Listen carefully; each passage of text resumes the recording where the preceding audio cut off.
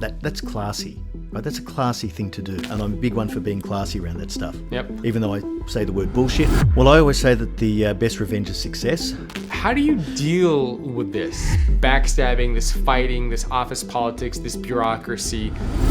Zero tolerance. It's got to be a zero tolerance policy for that stuff.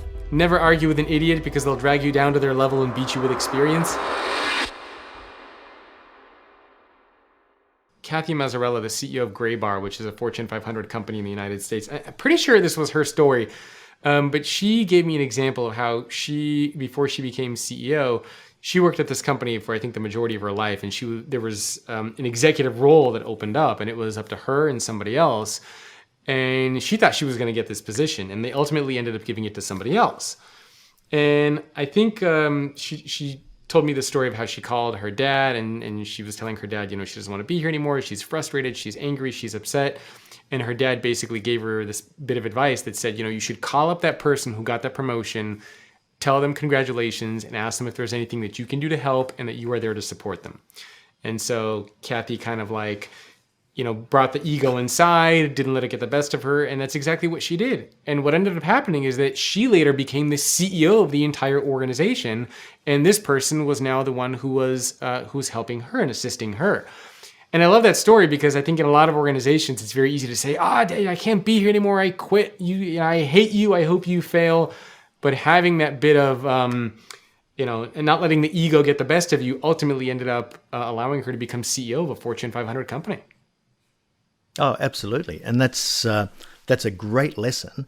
And I think just having that, that's classy, right? That's a classy thing to do. Yeah. When someone gets a promotion, you can rail against it, you can backstab them, you can tell everyone else that you should have got the role.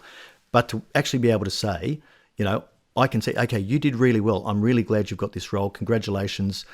I hope you take everything that you've got in front of you and make the most of the opportunity. I mean, doing that is classy. Yeah. And I'm a big one for being classy around that stuff. Yep. Even though I say the word bullshit, I'm big on class, right?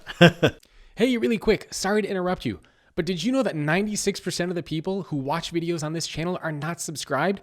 Do me a favor, subscribe to the YouTube channel so that you can get notified when more videos just like this one are released.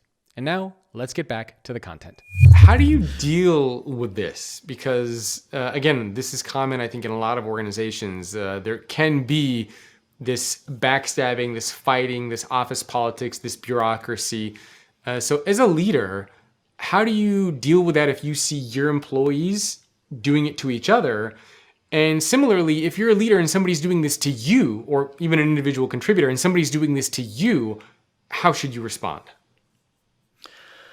Well, I always say that the best revenge is success. So if someone's actually doing it to me, I will double down. Occasionally, what I would do is, if it was getting significant and disruptive to me and the team, I would actually go to the person above me who was being targeted with, the poor advice, and I'd say, look, I just want you to know, I know what's going on. It's not going to stop me or slow me down. I'm just going to go and do my job. I don't care about all that stuff, but you just need to know that I understand what's going on, and you shouldn't pay too much attention to what you're hearing off the floor, because just look at our results. Just look at how we're going. Yeah. Just see what we produce for the organization. So it's sort of always trying to stay on the moral high ground, because the view is so much better from the moral high ground, Jacob, isn't it? Yeah, it is. So your advice would be to not engage. Absolutely. Okay, don't. Absolutely. So Woody Allen quote, right, who says, never argue with an idiot because they'll drag you down to their level and beat you with experience. Absolutely. Absolutely. For me, it's a case of do your job the best way you possibly can all the time. Put company first, team second, yourself third. You'll always do pretty well that way.